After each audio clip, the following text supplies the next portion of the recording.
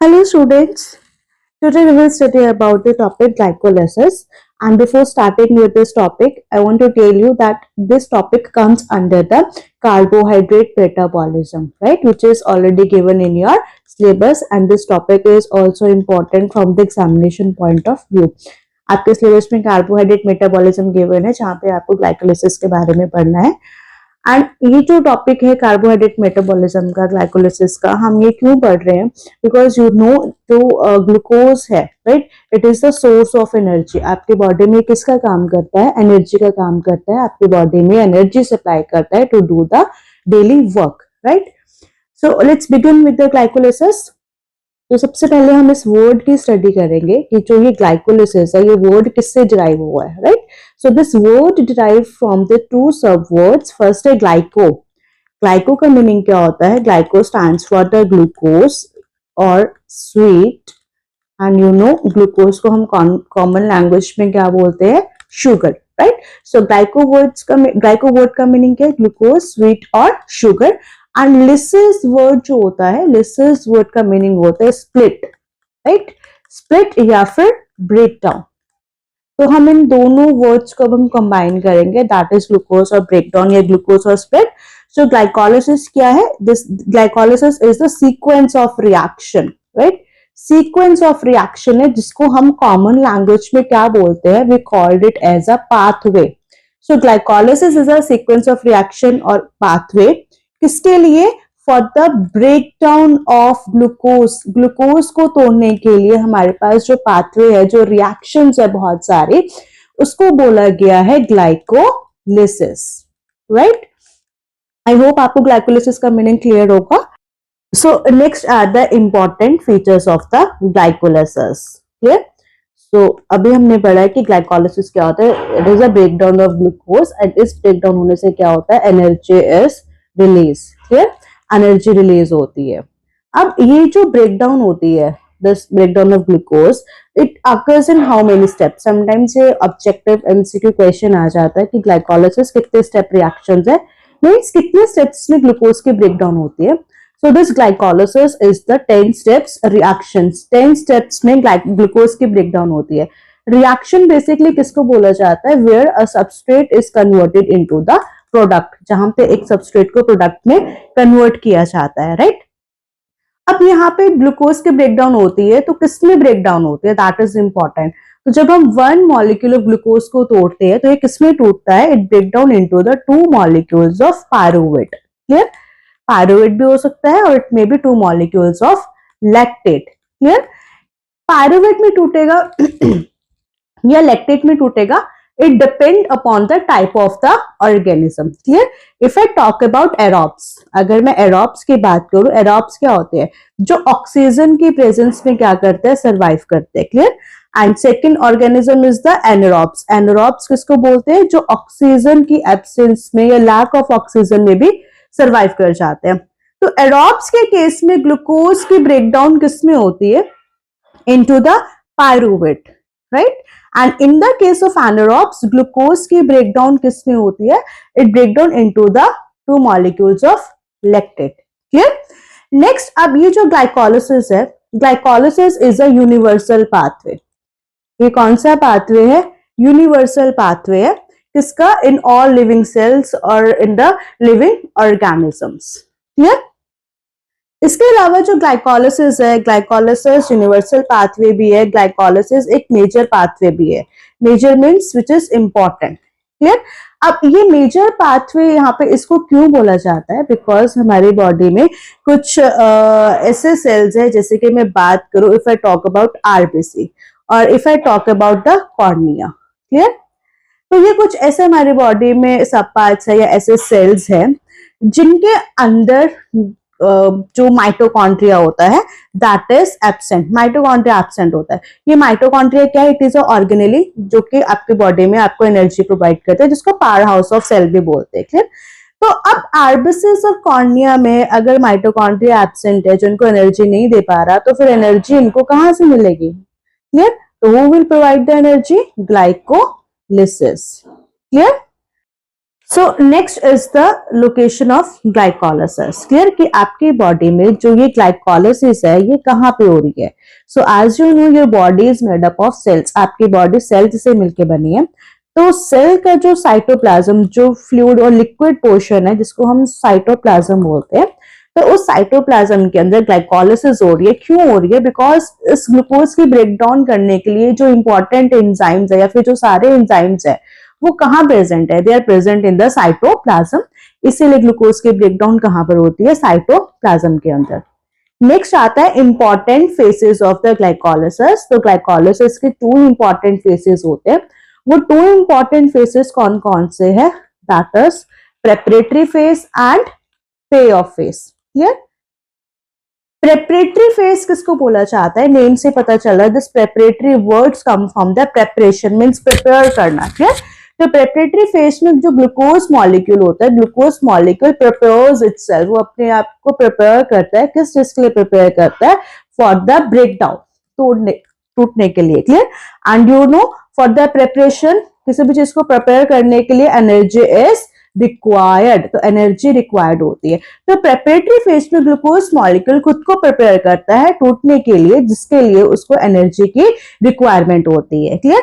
And that's why this phase is also called as the energy requirement phase. इस phase को क्या बोला जाता है? Energy requirement phase. And energy ATP यहाँ पे प्रोड्यूस हो रहा है, कंज्यूम हो रहा है।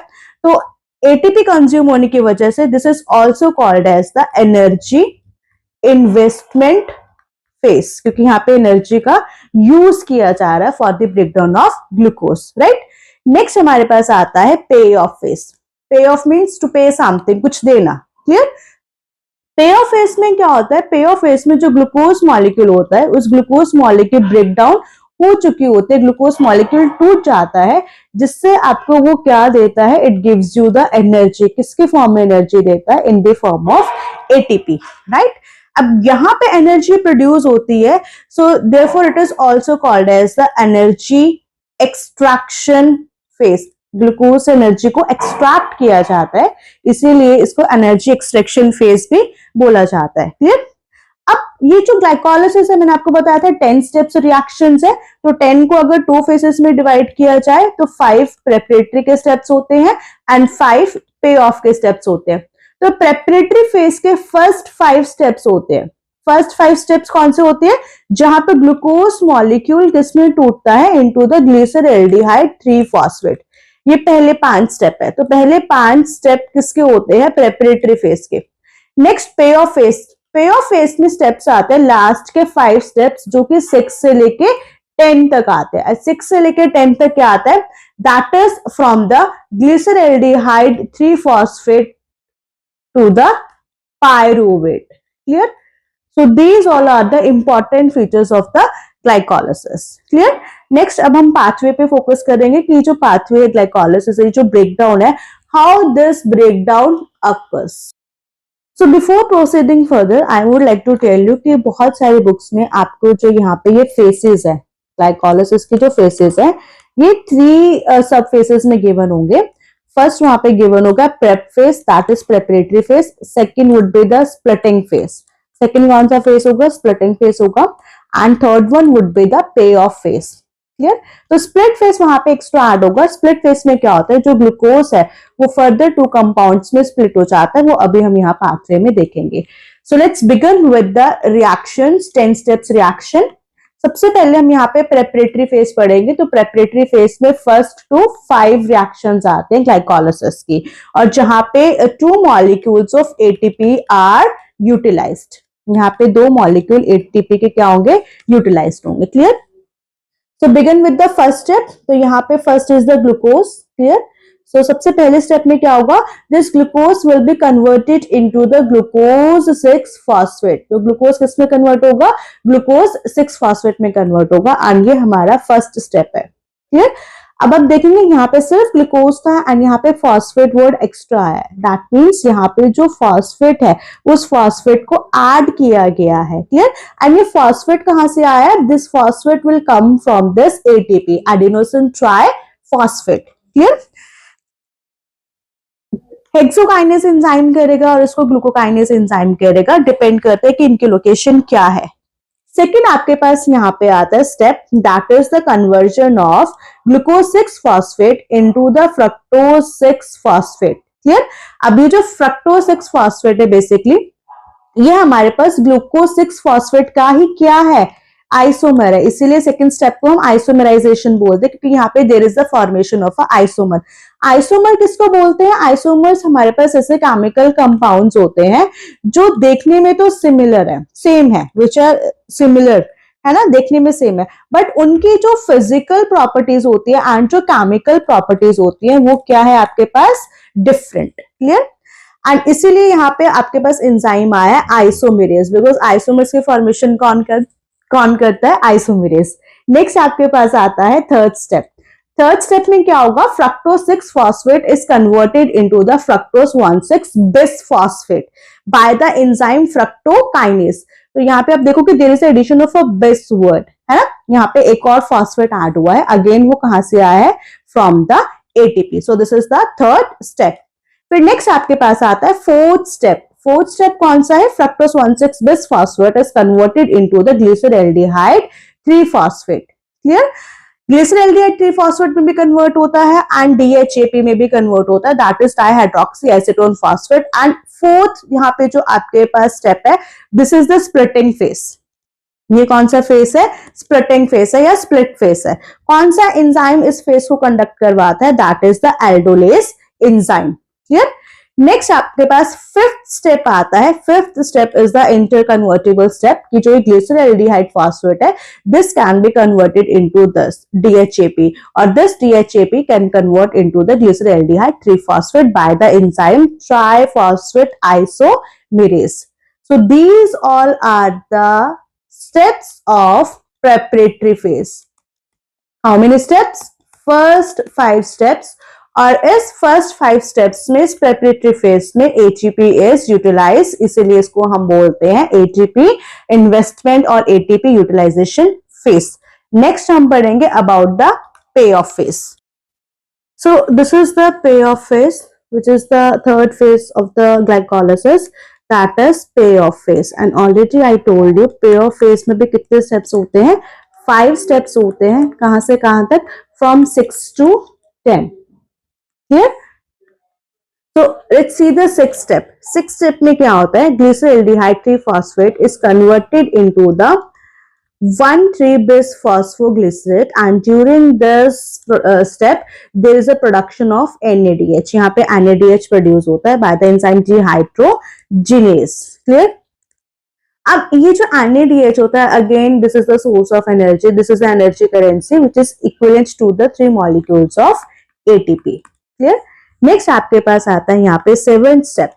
7th स्टेप में क्या होता है, thus 1,3-bis phosphoglycerate is converted into the 3 phosphoglycerate by the enzyme kinase and during this step यहाँ पे जो ADP मॉलिक्यूल है अगेन किसमें कन्वर्ट हो जाता है, into the ATP। that means there is again addition of a phosphate। Clear? यहाँ पे सबस्ट्रेट फॉस्फोराइलेशन हुआ है, मींस सबस्ट्रेट के अंदर जो सबस्ट्रेट है उसके अंदर फॉस्फेट को ऐड किया गया है, जिसकी वजह से ATP की प्रोडक्शन यहाँ पे हुई है। Clear? ATP adenosine triphosphate. Next आपके पास आता है that is 8th step. 8th step में क्या होता है, 3 phosphoglycerate is converted into the 2 phosphoglycerate. कौन सा एंजाइम कन्वर्ट करता है, न्यूटेस। क्लियर? नेक्स्ट आपके पास आता है 9th स्टेप। 9th स्टेप में 2 phosphoglycerate is converted into the phosphoenol pyruvate by the enzyme enolase। और during this step 9th step पे क्या होता है, is not mentioned here, 2 molecules of water will release। यहाँ पे वाटर रिलीज होता है। लास्ट आपके पास आता है 10th स्टेप। 10th स्टेप में क्या होता है, फॉस्फोइनोल पायरुवेट पेप जिसको हम बोलते हैं, this Pep is converted into the pyruvate bye the enzyme kinase. और 10th स्टेप में आप फिर से देख सकते हैं यहाँ पे there is a production of ATP from the ADP, adenosine diphosphate में एक फॉस्फेट ऐड हुआ है ना, जिसको इनऑर्गेनिक फॉस्फेट बोलते हैं। ADP में क्या ऐड हुआ है, let me write down over here. ADP adenosine diphosphate में यहाँ पे हमारे पास एक इनऑर्गेनिक फॉस्फेट ऐड हुआ है, सिंगल फॉस्फेट को इनऑर्गेनिक फॉस्फेट बोलते हैं। तो अगर 2 फॉस्फेट में एक फॉस्फेट ऐड ऑन हो जाएगा तो 3 फॉस्फेट बन जाएंगे, that is adenosine triphosphate. Clear? तो अब इस पूरे पाथवे को हम समराइज करेंगे। तो समराइज, तो हम क्या समराइज करेंगे यहाँ पर कि जो ग्लाइकोलाइसिस 10 स्टेप्स की है, टोटल 10 स्टेप्स की है, तो इन 10 स्टेप्स में से जो फर्स्ट एंड थर्ड स्टेप्स होंगे वो क्या होंगे, दे विल बी इरिवर्सिबल, जिनको रिवर्स नहीं किया जा सकता। क्लियर? बाकी सारे रेस्ट और स्टेप्स, बाकी इसको छोड़कर जितने भी स्टेप्स हैं वो क्या है, they all are the reversible. Clear? Next यहाँ पे हम समराइज करेंगे कि जो ग्लाइकोलाइसिस का फर्स्ट एंड थर्ड स्टेप होगा वहां पर क्या होगा, there is a consumption of ATP, means वहां पे एटीपी यूज्ड होगा, एनर्जी यूज्ड होगी। क्लियर? तो टोटल कितने एटीपी यहाँ पे हमारे पास यूज हुए, 2 एटीपी। एक एटीपी आपका फर्स्ट पे यूज हुआ, फर्स्ट स्टेप पे, और सेकेंड एटीपी आपका थर्ड स्टेप पे यूज हुआ। क्लियर? नेक्स्ट यहाँ पे हम समराइज करेंगे on the 7th and 10th step. 7 and 10 steps पे यहाँ पे क्या होगा, 2 molecules of ATP will produced, energy produce होगी यहाँ पे इन द फॉर्म ऑफ एटीपी।